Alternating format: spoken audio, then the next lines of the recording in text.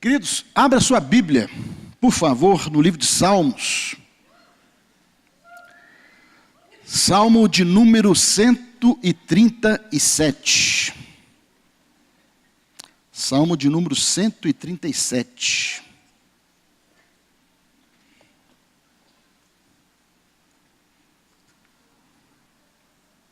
No meio da Bíblia, aí, mais ou menos, Salmo de número 137.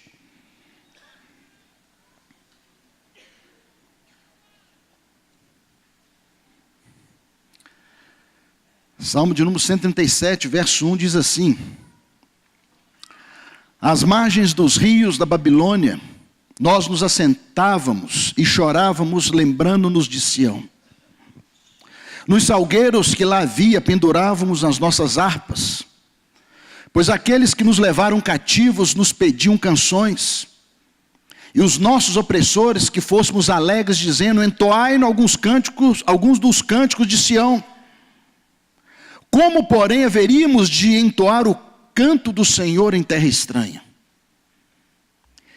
Se eu de ti me esquecer, ó Jerusalém, que se resseque a minha mão direita, apegue-se-me a língua ao meu paladar, se me não lembrar de ti, se não preferir eu, Jerusalém, a minha maior alegria. Contra os filhos de Edom, lembra-se, Senhor, do dia de Jerusalém, pois diziam: arrasai-a até os fundamentos. Filha da Babilônia, que hás de ser destruída. Feliz aquele que te der o pago do mal que nos fizeste. Feliz aquele que pegar teus filhos e esmagá-los contra a pedra. Pai, libera uma palavra, fala aos nossos corações, ministre em nossas vidas. É a nossa oração em nome de Jesus. Amém. Amados, eu, quando soube que hoje seria o culto da comemoração dos 10 anos do GAM, eu pedi a Deus uma palavra, e esse salmo é um salmo que nas últimas 3 semanas é interessante a gente ler a palavra de Deus, e agora terminando Malaquias, a gente vai a alguns textos, e obviamente é um salmo de difícil leitura, porque é um salmo que fala de um tempo, e um dos raros salmos que fala de um tempo especial na vida do povo de Israel. E aí, obviamente, a gente se lembra, essa semana, as manchetes, o que vimos nos jornais, na televisão, né?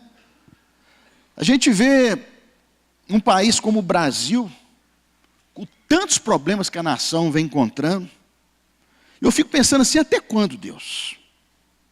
Há anos a gente vê um país, pelo menos na parte econômica, na parte social, na parte política, a gente vê um país ladeira abaixo, parecendo um caminhão sem freio, desgovernado, sujeito a uma tragédia de grandes proporções. Os especialistas e profissionais das áreas técnicas advertem, mas sabemos como é difícil mudar políticas públicas. E um país com tanto problema de liderança como o nosso, nós temos uma grave crise de liderança. Uma liderança fraca, uma liderança anêmica. E até mesmo a gente tem visto, às vezes, até as instituições estão enfraquecidas. A gente vê instituições frágeis. A gente vê, então, um país doente. E por que não dizer, um país cativo. E quando a gente coloca a lente e o foco sobre as pessoas, é interessante como as pessoas, às vezes, são advertidas sobre o perigo. Por exemplo, não bebe não, porque bebida alcoólica faz mal. Não fuma não, porque vai estragar o seu pulmão.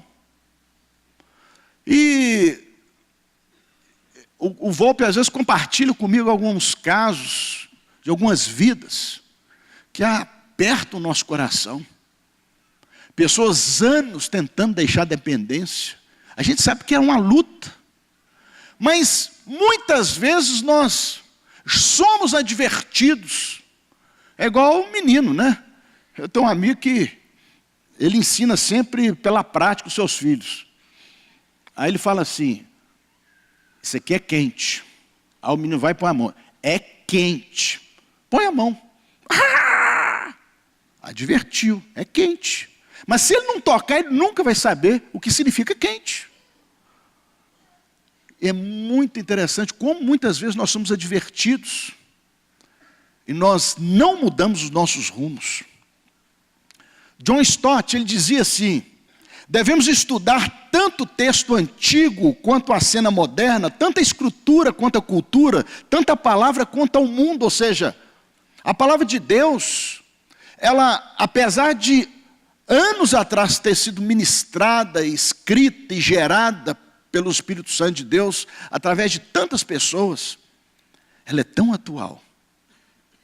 E quando nós olhamos para a história de Israel, que nos narra esse salmo, eu fico me lembrando de quantas vezes nas Escrituras o povo de Israel foi advertido. Quantos profetas o Senhor enviou. Quantas palavras foram ministradas. É por isso que aí a gente traz para o contexto dos dias atuais, como nós temos pregado o Evangelho no Brasil. Como nós temos advertido. Quantas palavras proféticas foram liberadas para os nossos governantes. E aqui, interessante porque o povo de Israel, eu estava pegando aqui todos os profetas pré-exílicos. E eu fiquei, gente, quantos profetas? Joel, Jonas, Amós, Oséias, Isaías, Miqueias, Naum, Sofonias, Abacuque, Jeremias. E o profeta Jeremias, em parte, que passa ali, ele participa daquela transição de antes do exílio, do último porta-voz, quando tudo acontece. O povo não ouve a Deus. E culmina aqui nesse salmo raro, entre os 150 salmos. E cativeiro, queridos, cativeiro não é um hotel 5 estrelas. Cativeiro não é um resort. Cativeiro não é um navio confortável, como a gente vê tantos por aí. Eu particularmente nunca fui, mas pelos irmãos que já foram, já me contaram que tem não sei quantos restaurantes, navios, que fazem cruzeiro, quantos andares, quantos restaurantes, quantas piscinas. E cativeiro é local de sofrimento. E até chegar, até o povo de Israel serem levados ao cativeiro, eu tenho certeza que muitas pessoas morreram. Muitas famílias foram separadas. Cativeiro, irmãos, fala de falta de liberdade. Fala de privação, de separação, de sofrimento, de dor. Fala de falta, de indiferença, de opressão, de perversidade. É aquela falta que a gente sente depois da perda.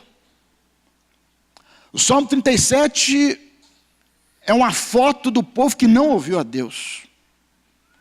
Nem precisa dizer que se trata da origem, da procedência desse salmo, ou seja, o tempo que o povo ficou cativo. E é um enigma para todos nós, obviamente, como foram os dias ali em cativeiro. Na verdade, foram 70 anos. Então já vi vários comentários, já ouvi até comentaristas dizer que esse salmo talvez fosse de Davi ou de Jeremias, mas se assim o fosse, seriam salmos proféticos. Esse é um dos salmos que raramente a gente ouve uma pregação a respeito. Dr. Shedd, que está com o Senhor agora, ele diz que esse salmo descreve a tristeza do cativeiro em Babilônia e a traição dos povos vizinhos que cooperaram com a destruição de Jerusalém. É um salmo que desnuda os sentimentos mais profundos do povo cativo, prisioneiro, e traz à tona as esperanças carregadas pela frustração. É tempo de cativeiro. Cativeiro, irmãos, é um local onde se afloram os profundos sentimentos de um povo que foi advertido, que o Senhor falou e o pecado os conduziu ao cativeiro. O maior problema da humanidade é o pecado. O maior problema dos nossos governantes é o pecado. No verso 1, o Salmo diz: às margens dos rios da Babilônia nós nos assentávamos e chorávamos, lembrando-nos de Sião. Vocês imaginam? Essa região, alguns dizem que é aquela região ali entre o Tigre e o Eufrates. Alguns canais, algumas águas canalizadas, e ali eles se lembravam de Jerusalém. Se lembravam do tempo de liberdade. Se lembravam, talvez ali, de um rio, ali em Israel. Talvez ali das águas do mar da Galileia, ou até mesmo do Mar Morto. Mas eles estavam ali cativos, em terra estranha. Fala de um local diferente da origem. E existem inúmeras razões pelas quais as pessoas choram. Eles estavam chorando. A gente chora na dor. A gente chora quando o Espírito Santo toca a gente. Olha o que o Espírito Santo faz com o Rildo, gente. Trepida esse menino. Faz esse menino chorar, gritar. Outro dia uma pessoa reclamou comigo. Pastor, o menino chorou e ninguém foi acudi-lo. Eu falei, não conhece o Rildo. Pessoas choram, irmãos, por questão de enfermidade, doença. O pecado que nos afasta de um Deus santo, o pecado dói. Vocês lembram quando Davi, ele pecou com Batseba? Tem uma pregação, eu lembro do pastor Sami, que fala sobre os passos, a trajetória de pecado de Davi, e no final, como se não bastasse, ele ainda manda matar o marido da mulher, depois casa com ela. Irmãos, o pecado nos leva a um terreno estranho, um terreno de dor, de sofrimento, de angústia.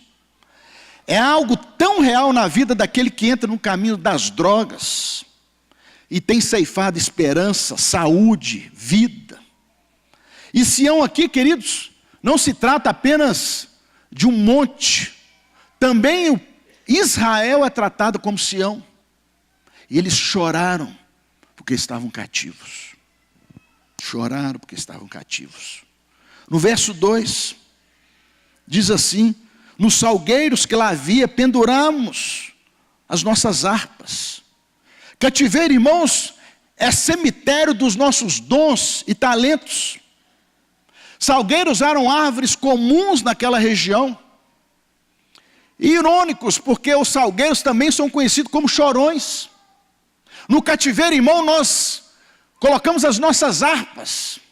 Quando nós estamos no cativeiro, nós saímos da plenitude da glória de Deus.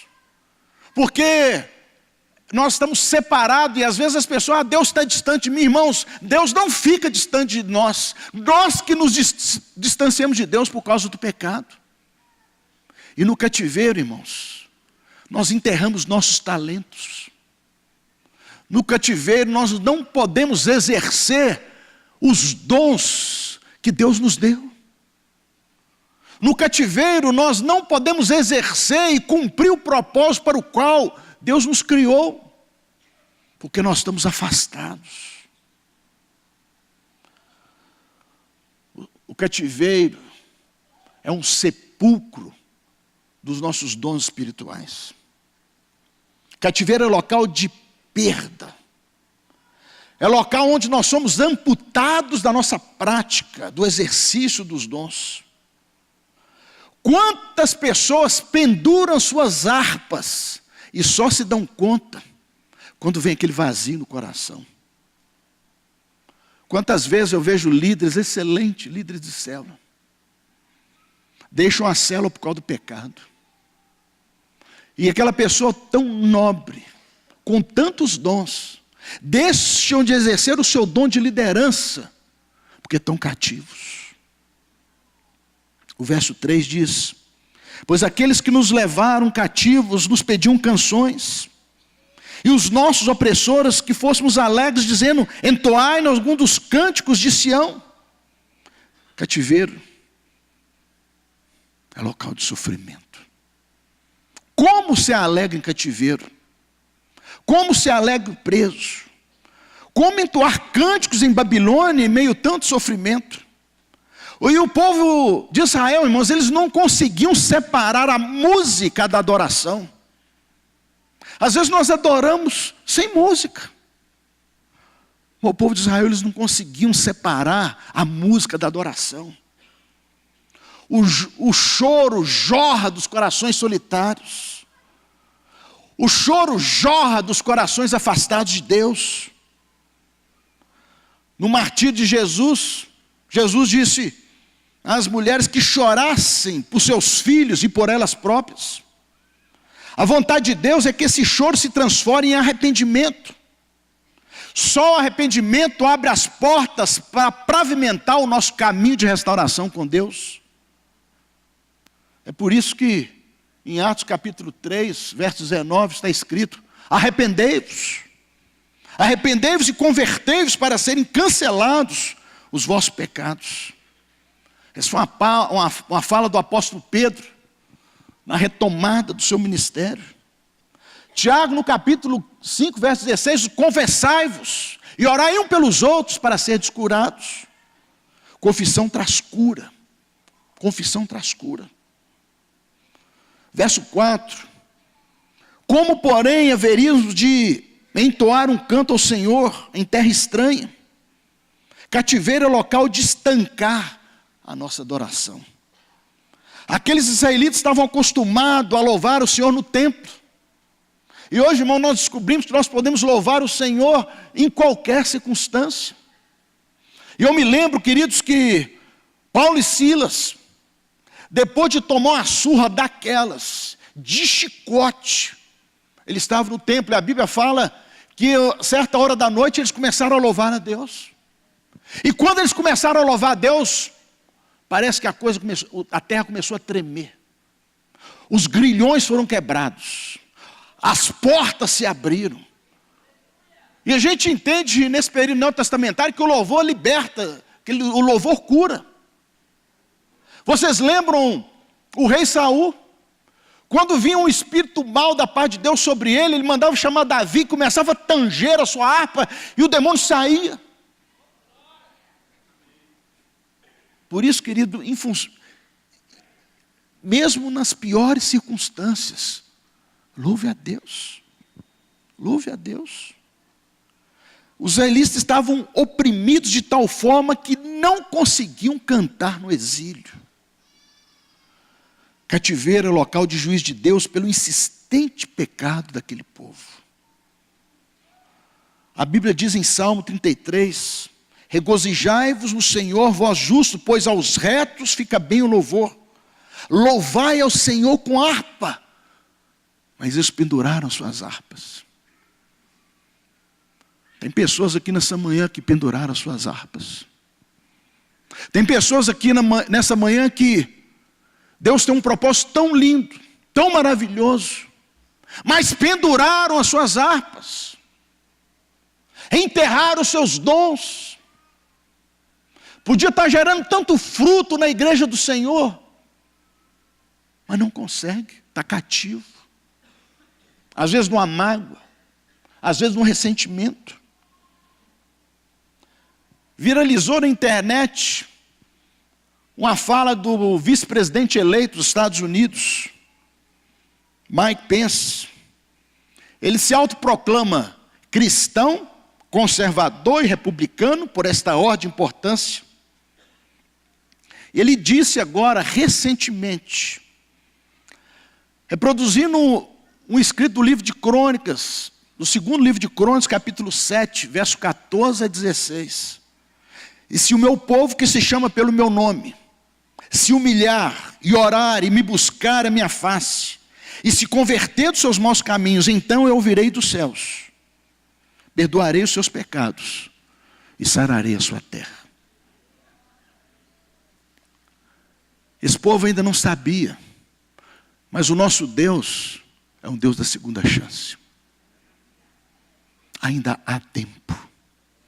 Ainda há tempo para você exercer os talentos que Deus te deu, filho.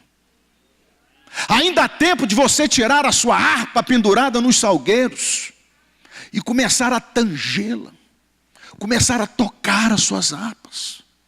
Ainda há tempo, querido, de Deus te usar poderosamente. Você tem que liberar perdão, filho? Libera. Perdão não é um sentimento. Liberar perdão é uma atitude.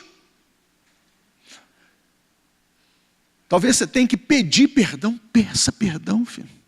Se a pessoa não vai te perdoar, problema dela. Peça perdão. Verso 5 diz assim: se eu de ti me esquecer, ó Jerusalém, que se resseque a minha mão direita. E o verso 6, apegue-se minha língua ao paladar, se me não lembrar de ti, se não preferir eu, Jerusalém, a minha maior alegria. O ser humano, querido, ele existe para glorificar a Deus com as suas atitudes. O ser humano existe para gozar a presença de Deus eternamente. É o pecado que nos afasta de Deus. E o cativeiro, obviamente, é um local para termos saudade de Deus. O repúdio à palavra profética, o pecado, a inobservância da palavra, o pecado rouba o homem e o propósito da sua existência. Parece que aquele povo, até um povo diferente, daquele que jogou Jeremias na cisterna, é um povo que não se arrependeu dos seus pecados, apesar da contundente palavra liberada por tantos profetas. Cativeiro era um local onde a pessoa preferia perder a mão, ou inabilitaram a língua, do que estar longe de Jerusalém. Cativeiro é local de saudade. Irmãos, eu me lembro de um grande amigo. Ele tem uma alta posição pública, tinha. E ele errou. Ele errou e foi preso. E eu fui visitá-lo na prisão. E obviamente ele tinha uma prisão especial, em função da sua investidura, a sua posição pública. E eu fui visitá-lo. E esse amigo, que quando eu me converti, ele me disse: Oswaldo, por favor, nunca pregue a palavra para mim. Nunca venha falar de Jesus para mim. Nunca fale de religião para mim. Só que ele estava cativo. E eu peguei e fui lá visitá-lo. Você lembra, né, irmão? Nós fomos lá, eu e um irmão aqui da igreja, e um outro irmão. E eu preguei o evangelho para ele. Aí ele falou para mim: Oswaldo, eu estou com saudade de Deus. E nós levamos aquele irmão ali a uma decisão. Ele abriu a sua boca e confessou. Uma pessoa que se dizia, autoproclamava ateu, e confessou Jesus Cristo como Senhor e Salvador da sua vida.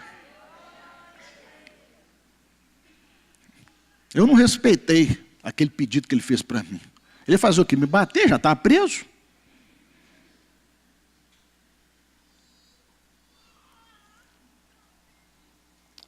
Verso 7. Contra os filhos de Edom, lembra-te, Senhor, do dia de Jerusalém. Pois diziam: arrasaia, filha da Babilônia, que hás de ser destruída. Feliz aquele que te der o pago do mal que nos fizeste. Feliz aquele que pegar teus filhos e esmagá-los contra a pedra. O apóstolo Paulo escreve para a igreja em Roma, no capítulo 6, e fala que o salário do pecado é a morte. João, no capítulo 10, fala assim no verso 10, o ladrão vem somente para roubar, matar e destruir. Eu venho para que tenham vida e vida em abundância. Irmãos, aqui no verso 7, fala dos edomitas. Eram inimigos contumazes de Israel. É um pessoal descendente de Esaú, irmão de Jacó. E é interessante porque quando você pega o livro de Obadias, ele é uma palavra toda dada ali aos edomitas. É um povo que está sempre cercando. É um povo que está sempre tentando tirar algo de Israel. Amós, Isaías, Jeremias, Ezequiel, Malaquias. Todos receberam o encargo de entregar palavras contra os edomitas. Eram aqueles que entravam para saquear Jerusalém.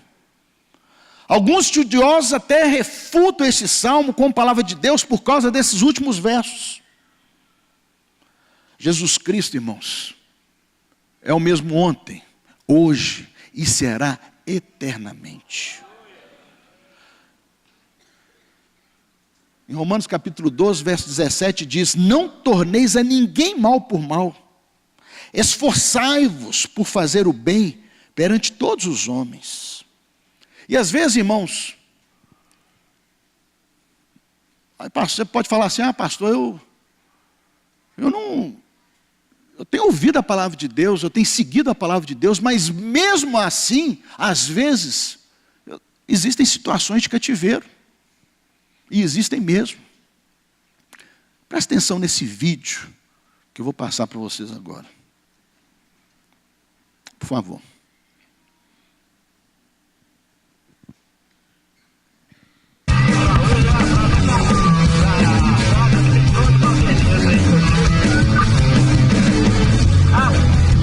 Ô, próxima brigadeira aí, foi entendido, eu também tô próximo. Isso não é encenação, é fato real.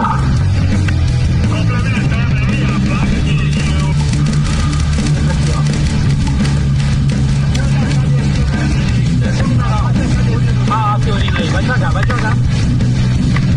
Vai devagar. Põe a mão na cabeça, Zé. Põe a mão na cabeça. Põe a mão na cabeça. Deita, deita, deita, deita.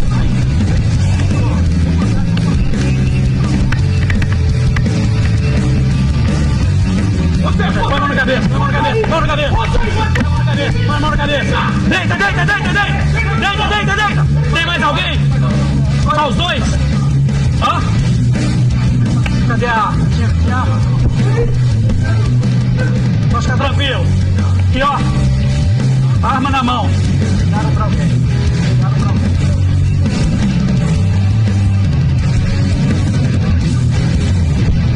Algema o outro.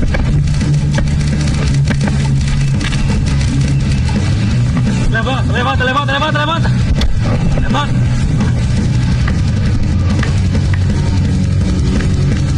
Tem mais uma arma aqui, ó, na cintura dele. Mais uma arma na cintura. Anunciei mais uma arma. Pronto.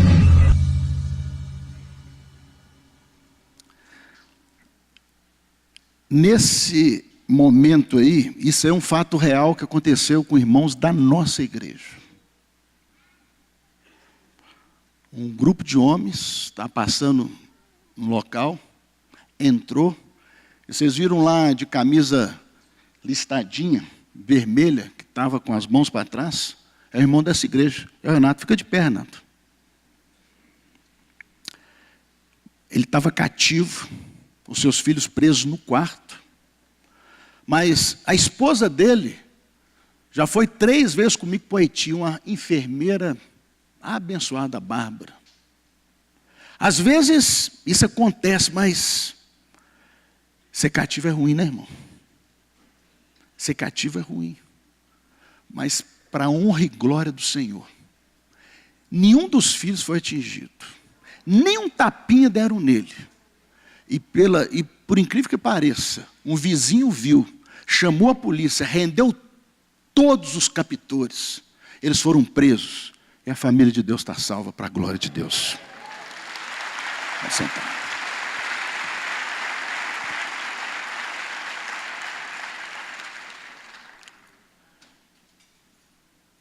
O fato, irmãos, é que eu creio que talvez tenham pessoas que nessa manhã se sentindo cativos. Talvez tenham pessoas que nessa manhã que penduraram as suas harpas. E quando eu vou lá no Salmo 126, olha o que o salmista diz.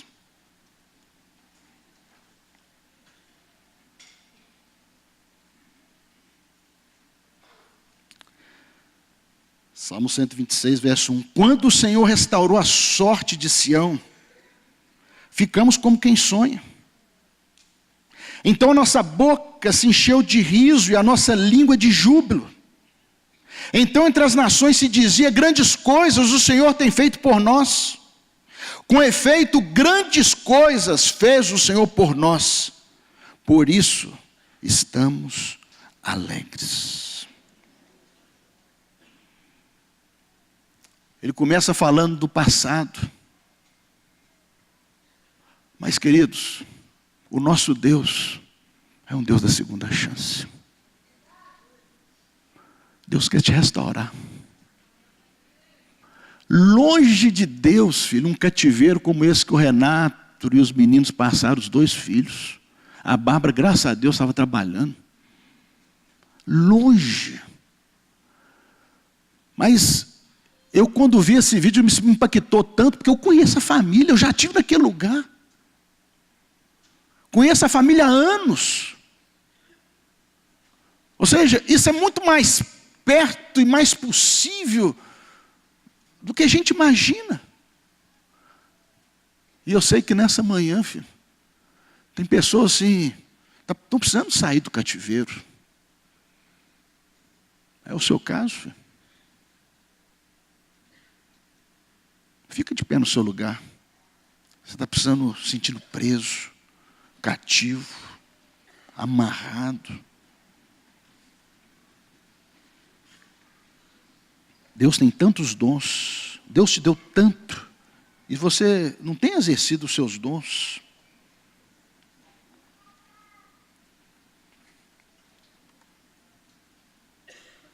São todos vocês?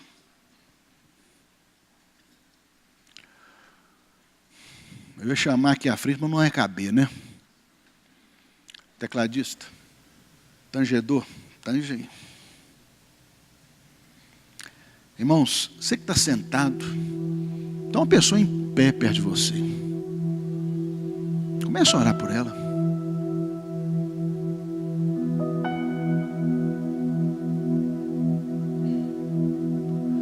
Talvez estejam se sentindo como os israelitas, ali naquela região do Iraque, na Babilônia. Babilônia é local de prisão. E às vezes coisas pequenas nos prendem. Às vezes coisas pequenas impedem que a gente exerça a plenitude que Deus tem para nós. Interceda por esse irmão que está de pé.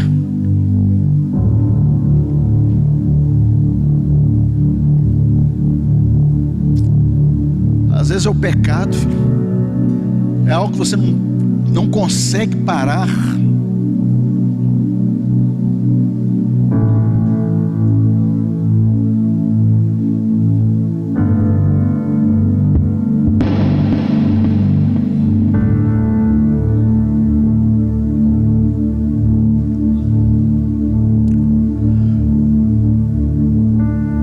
Pai, nós te exaltamos nessa manhã.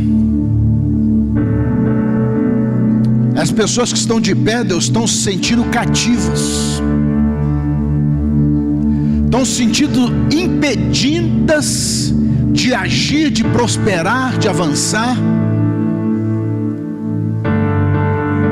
Oh Deus, mas a tua palavra diz que foi para isso que se manifestou o Filho de Deus, Jesus Cristo, para desfazer todas as obras do nosso adversário. O Senhor Jesus é aquele que livra, é aquele que restaura, é aquele que quebra as correntes, é aquele que quebra, ó Deus, os grilhões, que abre as prisões. O Senhor Jesus é aquele que era, que é e que será eternamente. O Senhor está aqui nessa manhã, Jesus. Visita esses que estão de pé, Deus. Libera, Deus, para prosperarem. Libera, Deus, para avançarem. Libera, Deus, para ir além. Libera, Deus, para que peguem as suas harpas penduradas nos salgueiros e possam trazer um cântico novo ao Senhor, para suas famílias, para suas casas. Ah, Deus, olha para nós aqui, Senhor.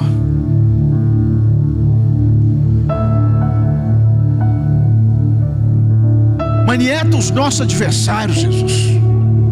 Manieta eles para nós, Jesus. Que eles fiquem amarrados, sem força e impedidos de agir, para que a glória do Senhor resplandeça sobre esses irmãos, para que eles tenham um novo tempo, para que eles tenham uma nova história. E aí, Deus, poder cantar, como diz no Salmo 126, quando o Senhor restaurou a sorte de Sião, ficamos como quem sonha, e a nossa boca enche de riso. Deus, enche nossa boca de riso, nosso coração de júbilo. Dá uma segunda chance, o Senhor é o Deus da segunda chance. Ah, Deus, abençoa os teus filhos, ó Deus. Abençoa os teus filhos. Abençoa os teus filhos. Abençoa os teus filhos. Abençoa os teus filhos. Como diz o salmista: restaura, Senhor, a nossa sorte, como as torrentes do Negueb. Os que com lágrimas semeiam, com júbilo ceifarão. Quem sai andando e chorando enquanto semeia, voltará com júbilo, trazendo os seus feixes. Esse Salmo 126 seja uma verdade na vida desses irmãos. É a nossa oração, em nome de Jesus. Amém. Amém. Pode aplaudir o Senhor.